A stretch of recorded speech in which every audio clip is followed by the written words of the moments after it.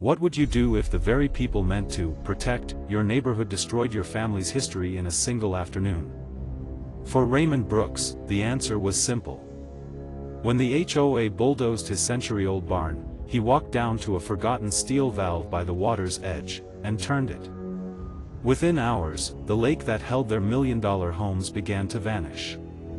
The day had been long, the kind that leaves every muscle aching, every thought fogged. Raymond Brooks, 54 years old and bone-tired, pulled into his gravel driveway just as the last light of day spilled across the fields.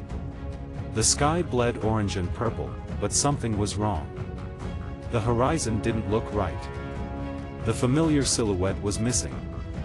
He climbed out of his old Ford pickup and froze. His breath caught in his throat.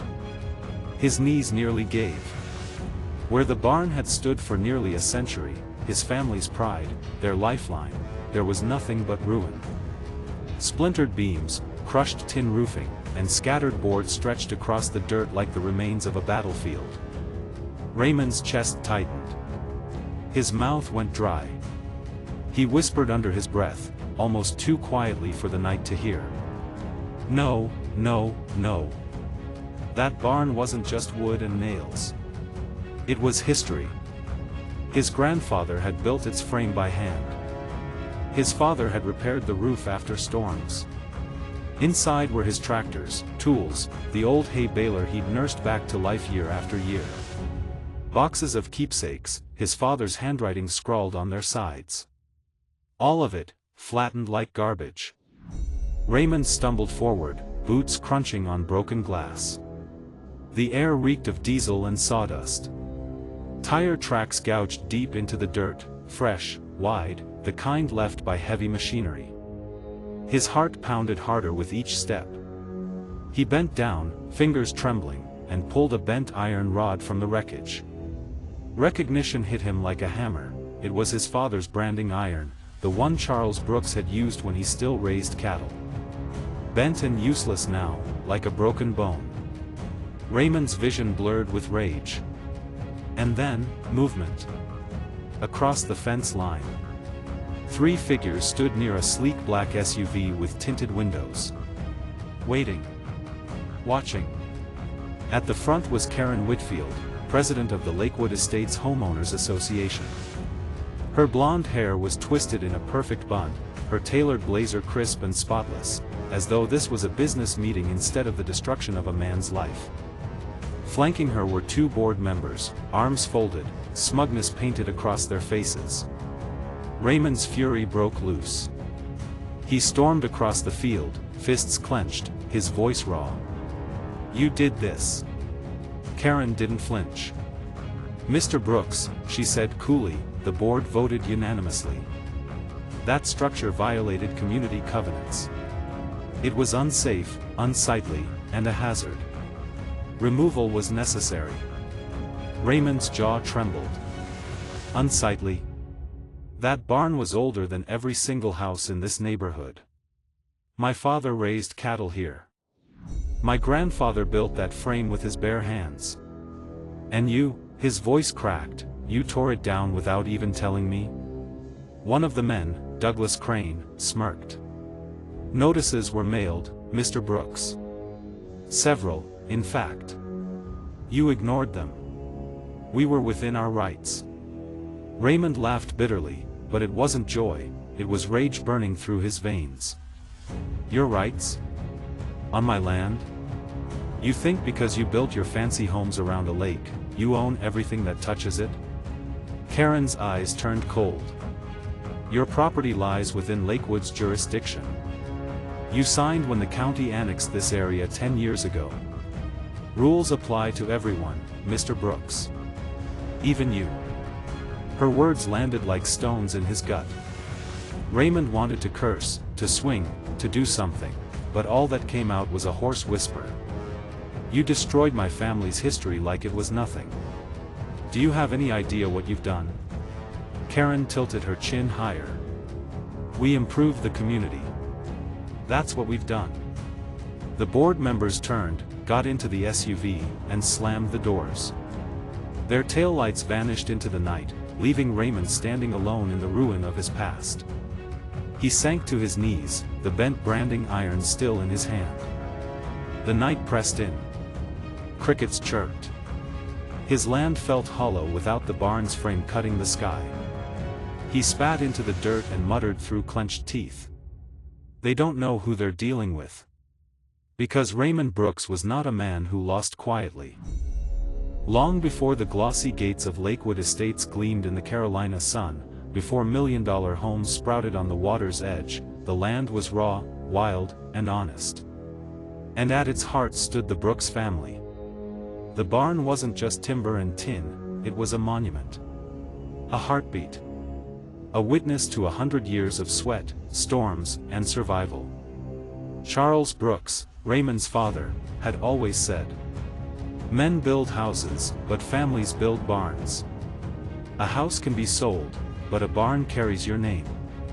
Raymond had grown up under those beams, waking before dawn to the smell of hay, the sound of cattle shifting in their pens, and the echo of his father's boots across the wooden planks. To him, the barn wasn't just shelter, it was home, the place where boyhood blurred into manhood, where he learned that dignity came not from what you owned but from what you built with your hands. But time is cruel. In the late 1980s, the county approved a dam across Pine Creek. The water rose, swallowing valleys and farmlands that had fed generations. Dozens of families lost everything. The Brooks farm survived, but just barely. The new shoreline crept dangerously close to their southern fence. Developers saw opportunity in what the flood destroyed. What had once been fertile fields became a shimmering lake, marketed as paradise. They called it Lakewood. By the early 2000s, Lakewood Estates was born. Paved streets. Imported SUVs. Perfect lawns clipped to regulation height. And of course, the Homeowners Association, a machine built not to protect the land but to protect appearances. At first, Raymond ignored them. His family had been there long before Lakewood was even a sketch on blueprints. He still drove his old Ford, still wore boots caked in mud, still worked the land as his father taught him. But the HOA letters came anyway.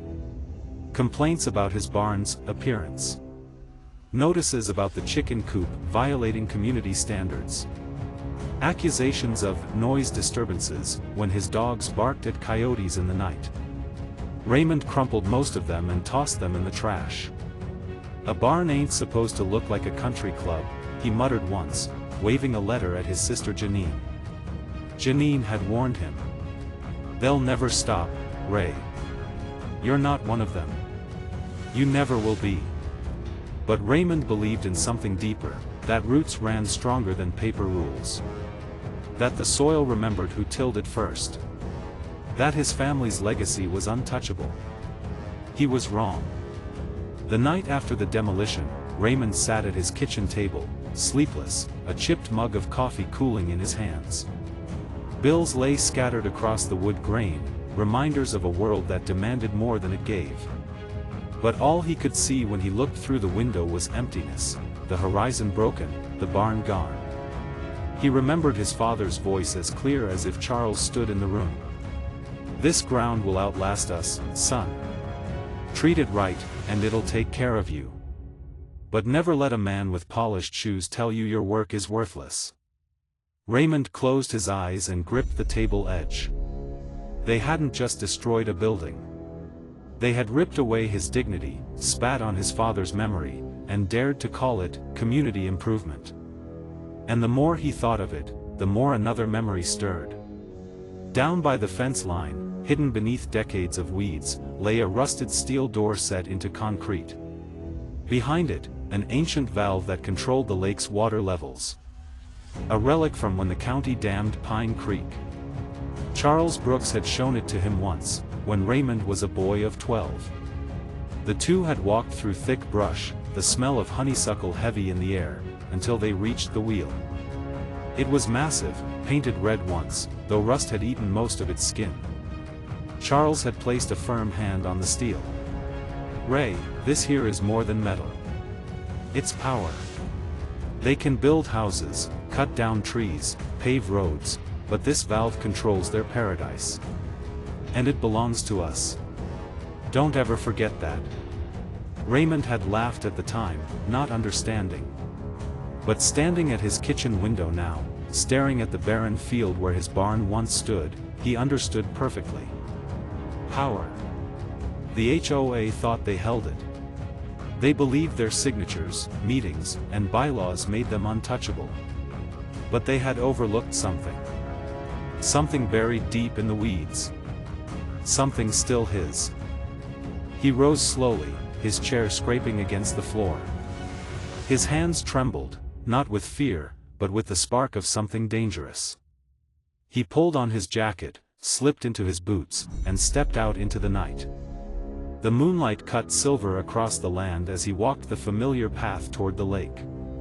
His heart pounded harder with every step. The grass whispered in the breeze. Somewhere in the darkness, a bullfrog croaked, indifferent to the storm brewing inside Raymond's chest. Finally, he reached the slope. Brushed aside the tall grass. And there it was. The old steel door, half hidden in dirt. The rusted will behind it, waiting. He knelt, fingers brushing the cold metal, and for a moment it felt as though his father stood beside him again, whispering, "They might build around us, son, but they don't own us. Don't ever forget." Raymond's breath shuddered out of him. His grip tightened on the wheel. He could almost hear the water rushing beneath, waiting.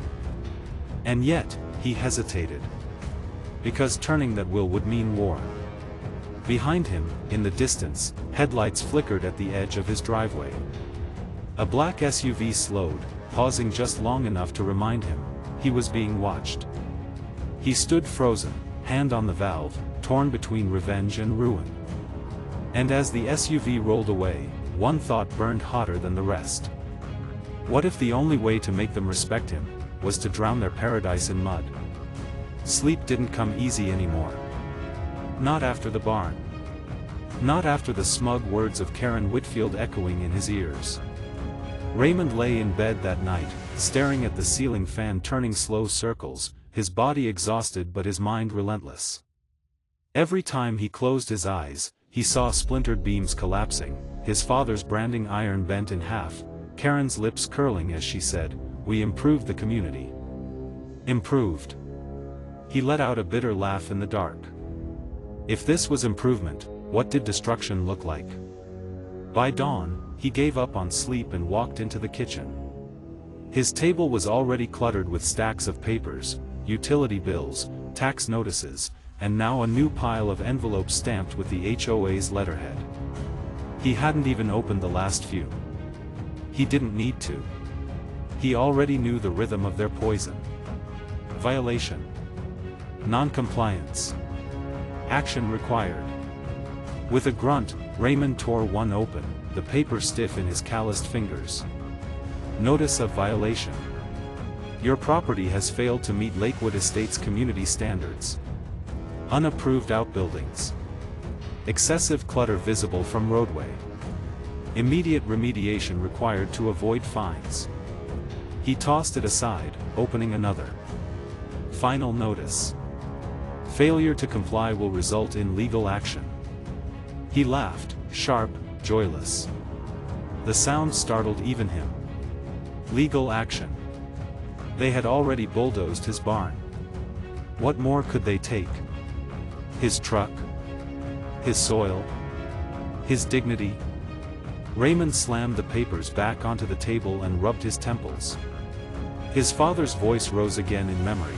Don't let a man in polished shoes tell you your work is worthless.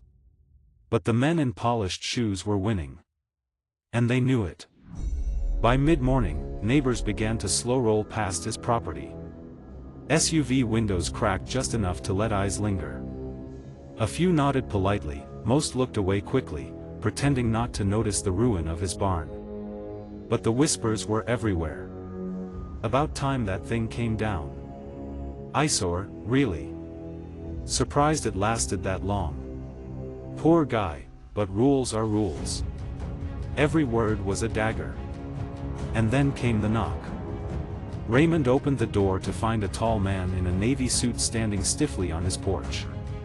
He carried a clipboard, the HOA logo stamped in the corner. "Mr. Brooks," the man began smoothly, "I'm here on behalf of the board. We need to discuss remediation of your property following the demolition." Raymond's jaw clenched. "Remediation? You tore down my barn." The man didn't blink. "And now we need to ensure what remains meets the standards set forth in our bylaws. That includes removal of debris, securing of equipment, and..." Raymond stepped forward, his shadow stretching across the porch. "You listen to me. That barn wasn't debris. It was my father's. My grandfather's. You destroyed a century of blood and history without warning.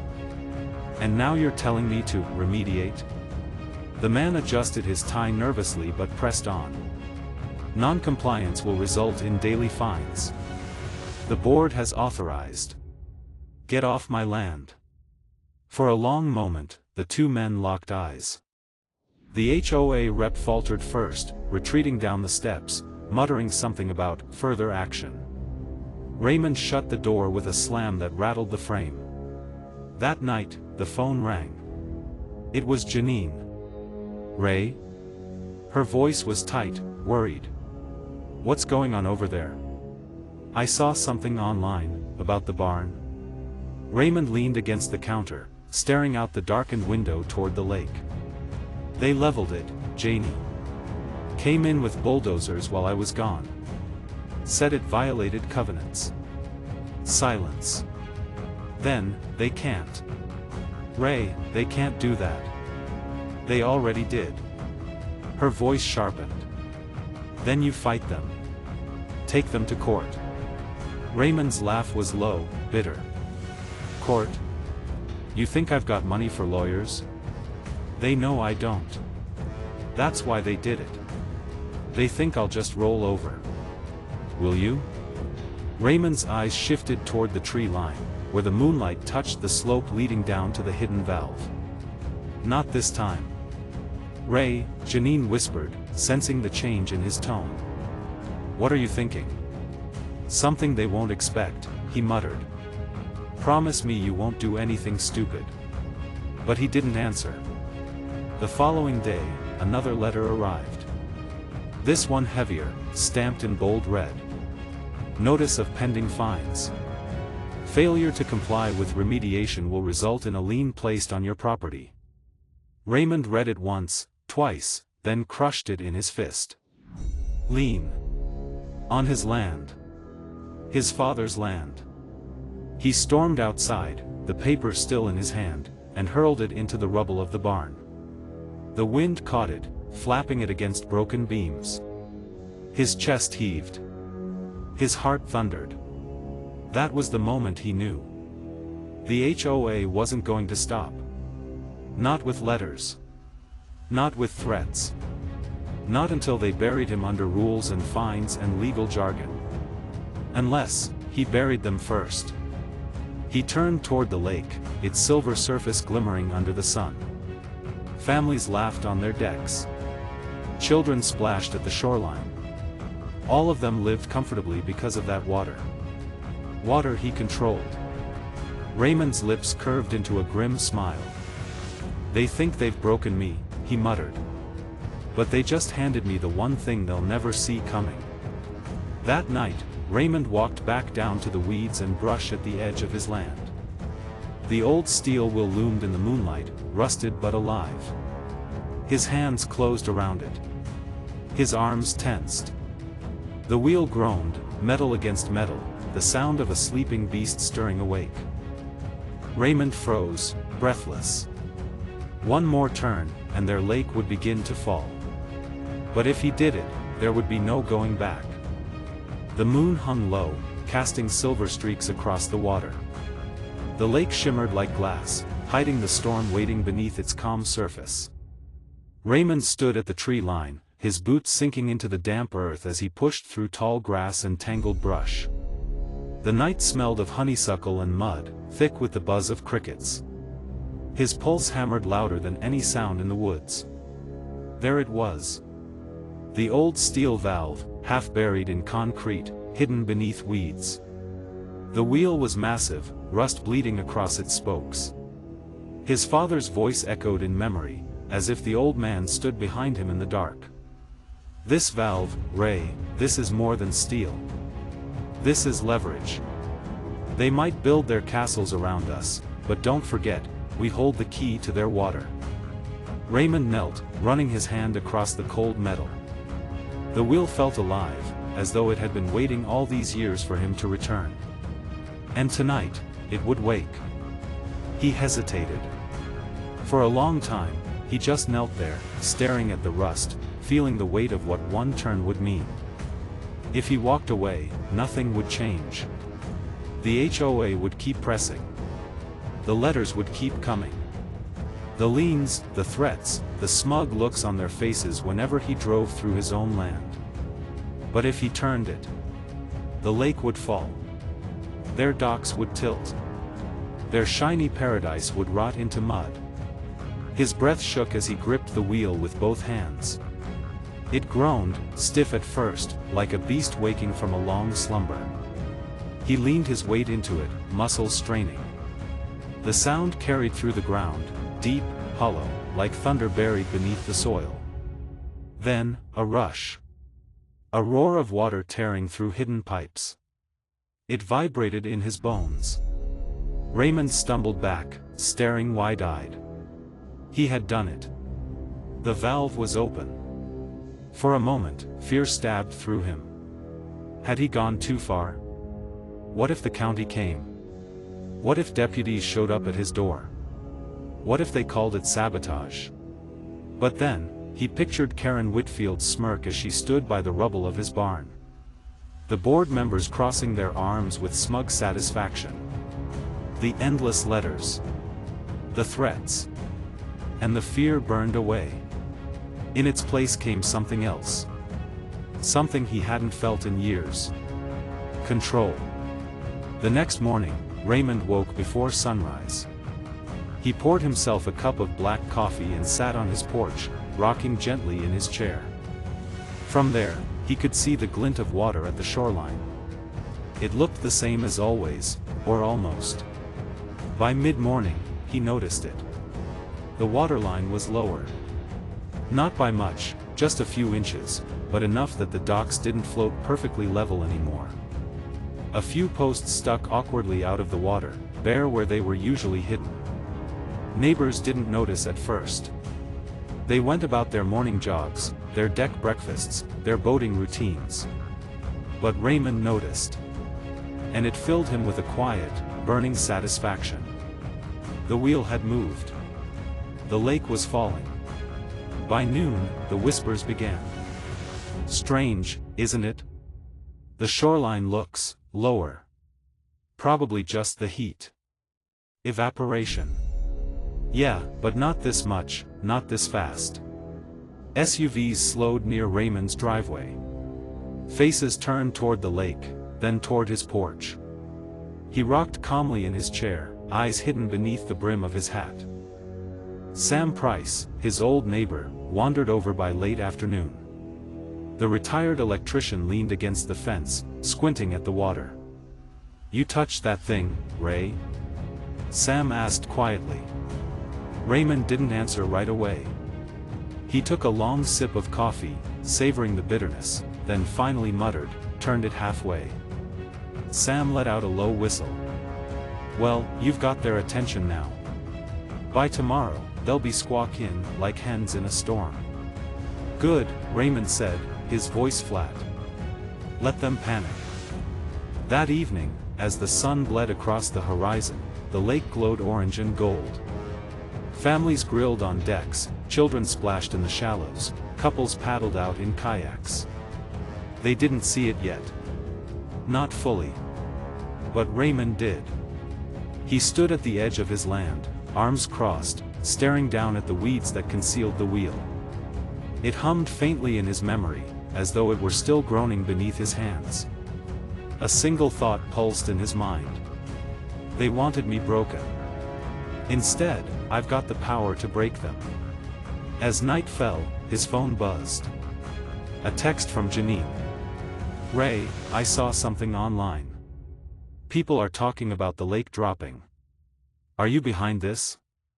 Please tell me you're not." Raymond's thumb hovered over the screen.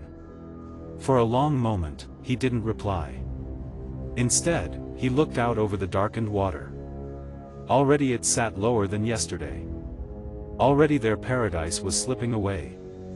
And this was only the beginning. At first, it was just whispers. The kind neighbors muttered while watering flower beds or jogging past the shoreline. "Strange, isn't it? The water looks lower. Probably just summer heat. Happens every year.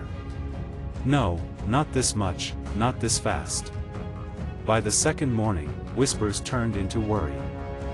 Raymond sat on his porch, mug of black coffee in hand, rocking slowly in his chair. From where he sat, he could see the docks along the far shore.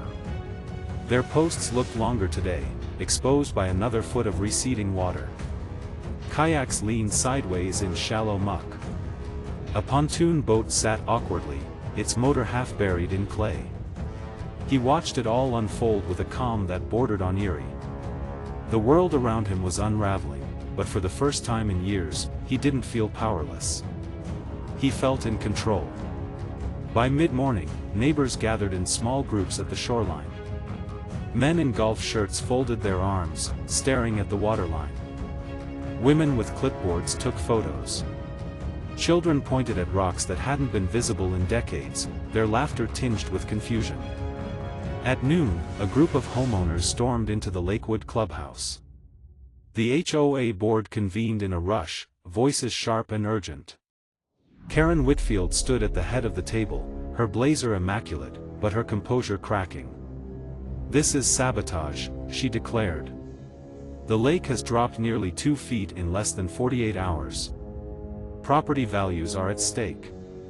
Rentals are already being cancelled. We need answers." Douglas Crane raised a hand. "Could it be a leak in the dam?" Karen shook her head. "I've already spoken to the county. The dam is intact.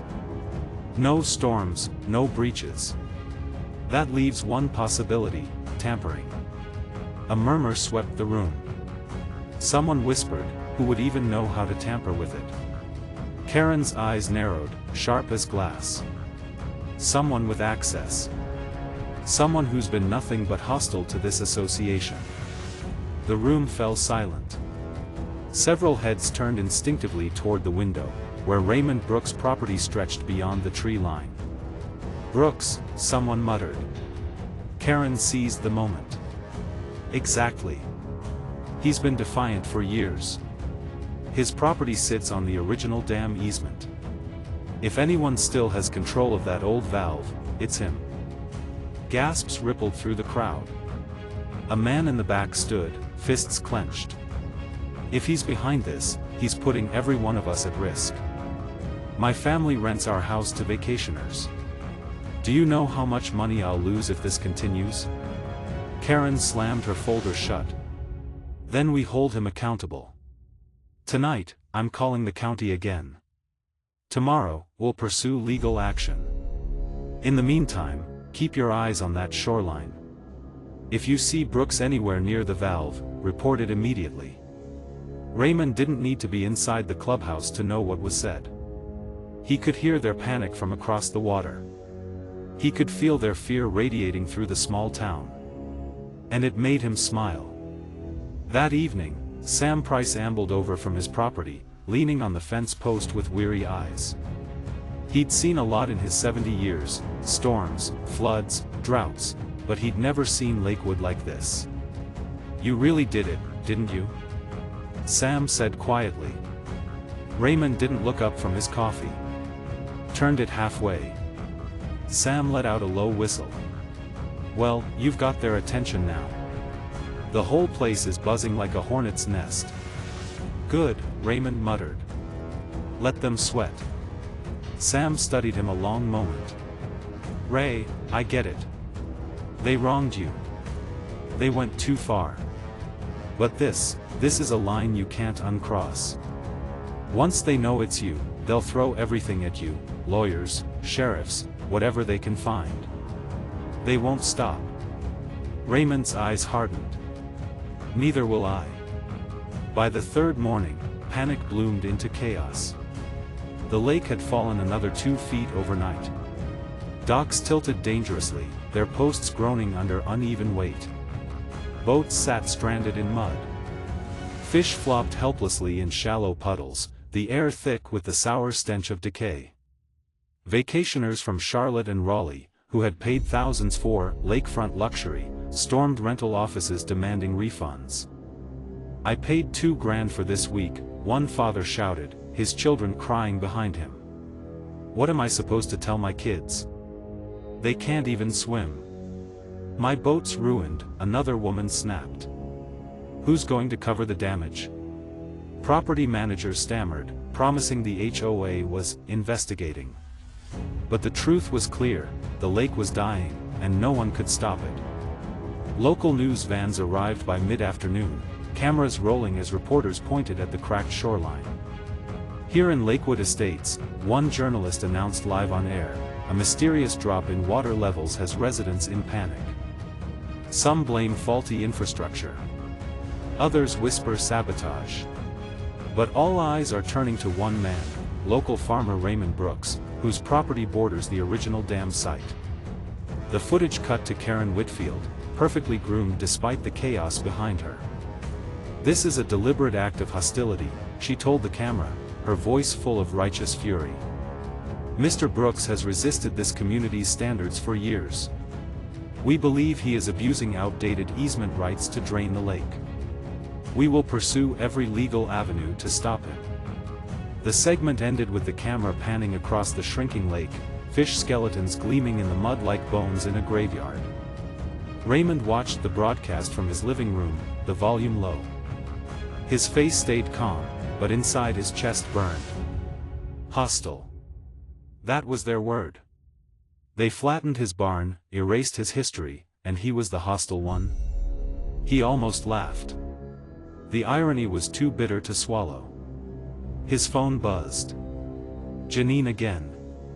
"Ray, I just saw the news," she said, her voice trembling. "They're pointing fingers at you. People online are saying you're dangerous. Some are even calling you a terrorist." Raymond leaned back in his chair, eyes fixed on the falling waterline outside. "Let them talk. They came after me first. All I'm doing is reminding them whose ground they're standing on." "Ray," her voice broke. "Daddy would have told you to be smart, not reckless. You can't fight everyone. They'll crush you." "No," Raymond said. His voice roared. "Not this time. This time, they'll learn what happens when you tear a man down and expect him to stay quiet." That evening, headlights flooded his driveway. Karen Whitfield herself stepped out, flanked by Douglas Crane and 2 men in suits carrying clipboards.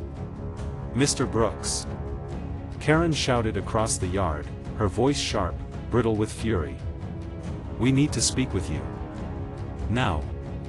Raymond wiped the grease from his hands, standing tall beside his tractor. He knew what was coming. Threats. Lawsuits. Promises to bury him under paper and law. But what they didn't know was that he was ready. This wasn't just about water anymore. It was war. The crunch of tires on gravel broke the quiet evening. Raymond stepped out of his workshop, wiping grease from his hands with a rag. 3 vehicles lined his driveway, Karen Whitfield's black SUV, Douglas Crane's silver Lexus, and behind them, a sedan with 2 men in sharp suits. Karen was the first to emerge, heels clicking against the gravel like gunshots. Douglas followed, his expression smug, while the suited men carried clipboards and leather portfolios that screamed lawyers. Raymond stood tall beside his tractor, his jaw set. He didn't speak. He let them come to him. Karen stopped a few paces away, her voice slicing the air. "Mr. Brooks, we need to speak with you immediately." Raymond's hands tightened on the rag, but his tone stayed steady. You've spoken enough, Karen. My barn says plenty about that. Douglas gestured angrily toward the shrinking shoreline in the distance. You're destroying community property. Do you understand the damage you're causing?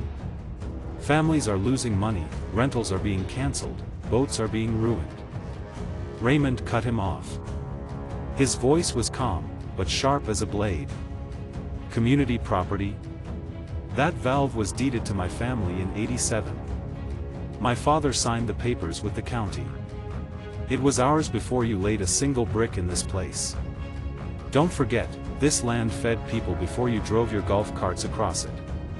One of the lawyers cleared his throat. He stepped forward, polished and precise. Mr. Brooks, I'm attorney Peter Long, representing Lakewood Estates. If you don't cease tampering with that valve, the HOA will pursue damages in court. You'll be liable for every lost rental, every repair, every devaluation of property value. Raymond leaned against his tractor, arms crossed. His voice dropped lower, more dangerous. And when I sue you for destroying a century-old barn without permission, how much do you think you'll owe me? The lawyer faltered. Karen, however, stepped in quickly, her face red with fury.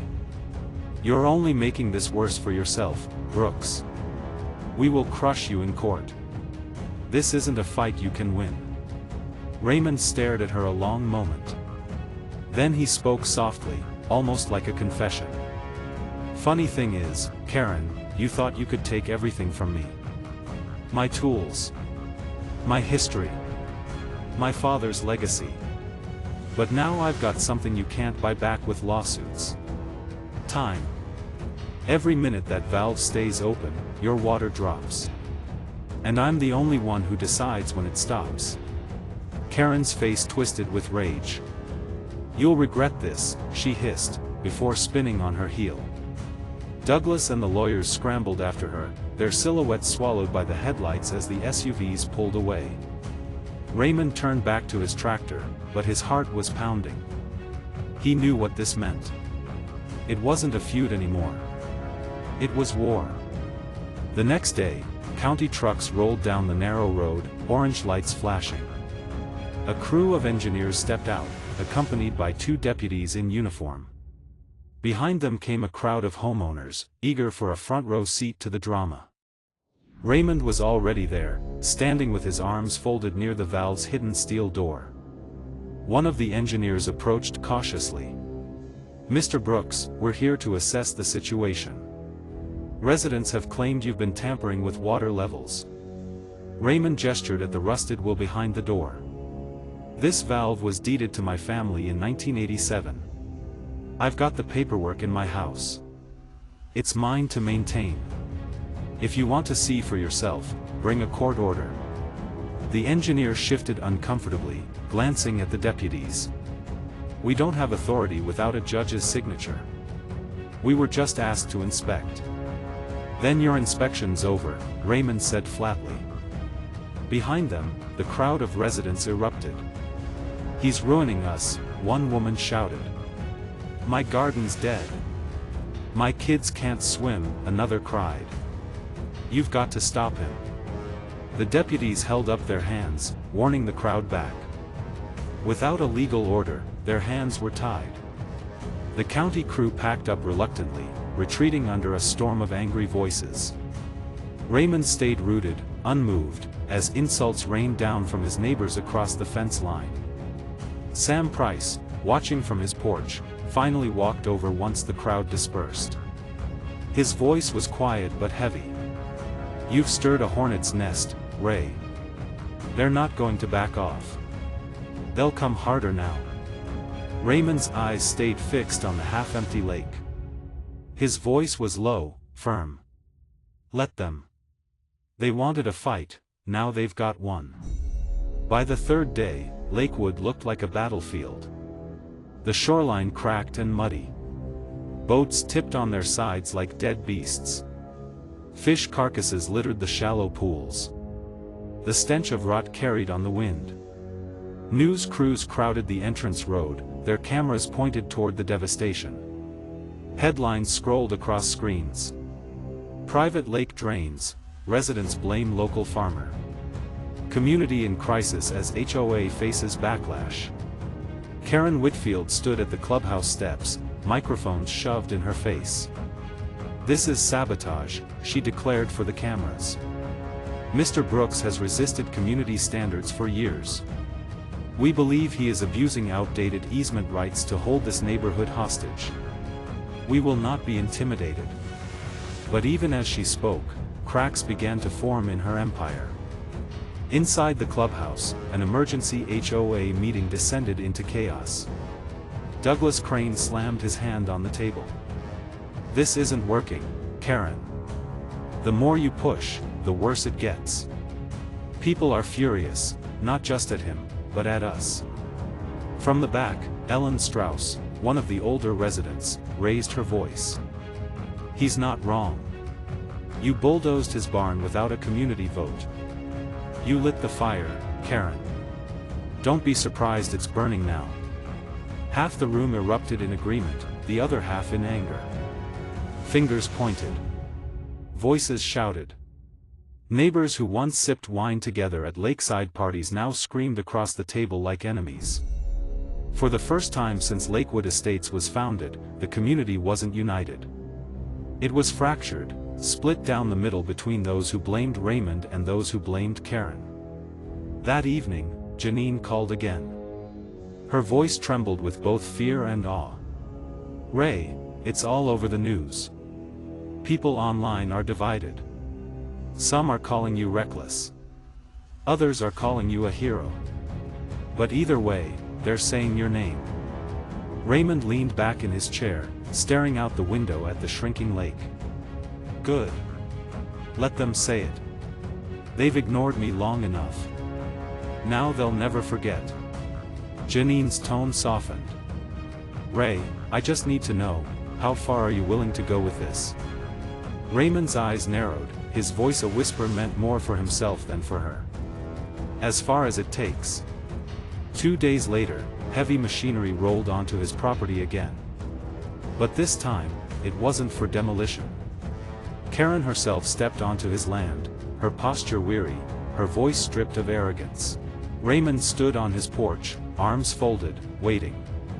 Karen stopped at the fence line, her heels sinking slightly into the soft earth. For a long moment, they stared at each other, two warriors weathered by battle. Then she spoke. Her voice, for once, wasn't sharp. It was low. Tired. "Mr. Brooks, we need to talk." Raymond raised an eyebrow. "Seems you've done plenty of talking already. Threats, fines, lawsuits. Which one's this gonna be?"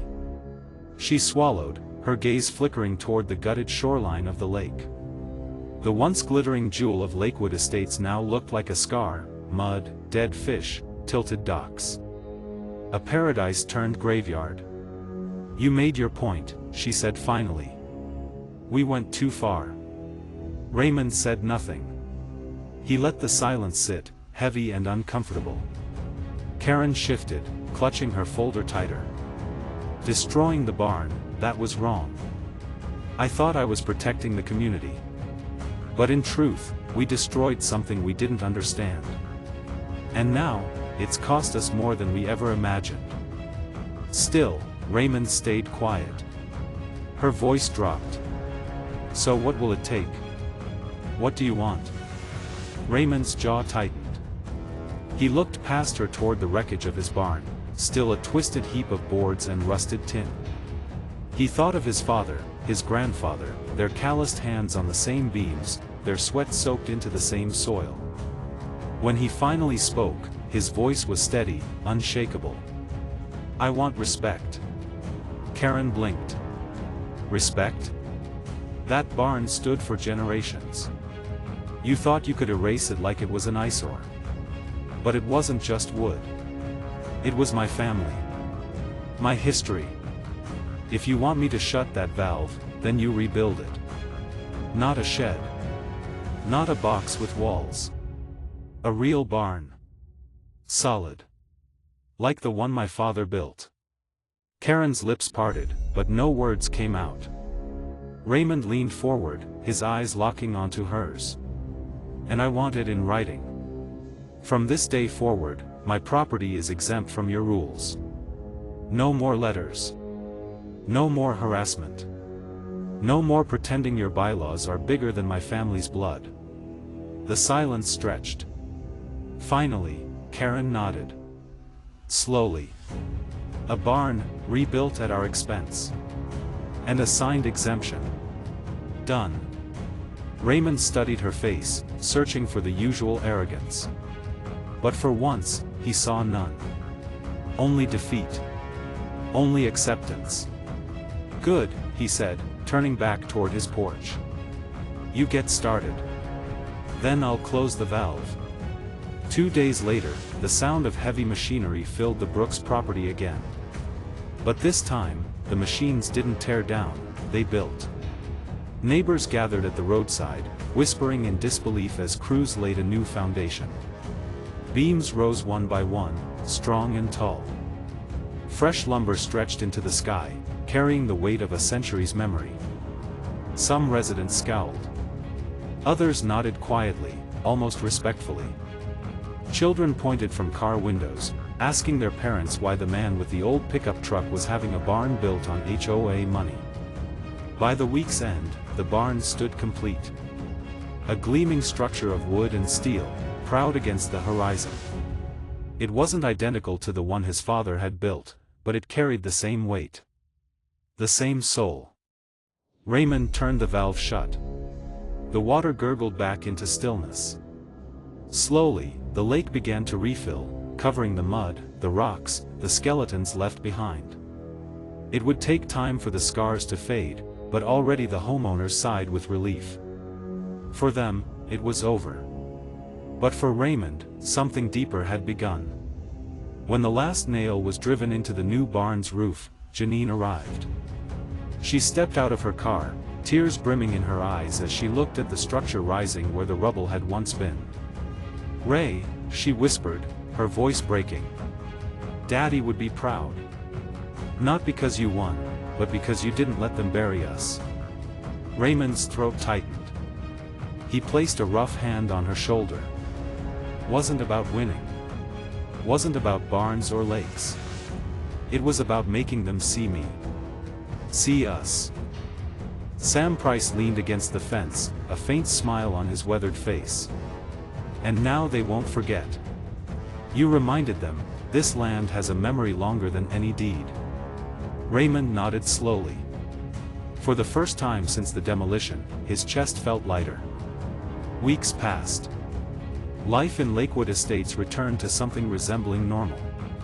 Karen remained HOA president, but she carried herself differently now, less arrogance, more caution. At the next board meeting, her voice trembled slightly as she addressed the community. "We've learned a hard lesson," she admitted. "Power without respect is fragile. We can't bulldoze history to make way for progress. We have to live alongside it." Some applauded. Others muttered. But everyone listened. As for Raymond, he worked his fields, parked his old Ford beside the new barn, and carried himself with a quiet dignity that couldn't be ignored. In town, people recognized him. Some whispered, "Reckless." Others said, "Hero." But no one dismissed him anymore. One evening, as the sun dipped low and painted the new barn in shades of gold, Janine asked softly, "Do you regret it? Turning that valve?" Raymond looked out across the land, at the barn, the lake, the hills his family had called home for generations.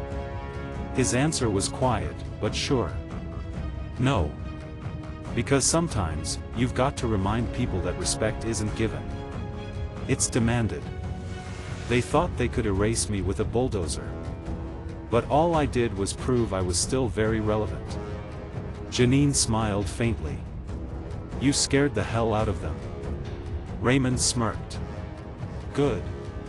Maybe next time, they'll think twice. And maybe that's the real lesson here. Progress means nothing if it erases the roots that hold the soil together. Communities can build gates, write rules, and pretend history doesn't matter. But when they trample those who came before, they lose something far greater than property value. They lose respect. Raymond Brooks reminded them, and all of us, that dignity cannot be bulldozed.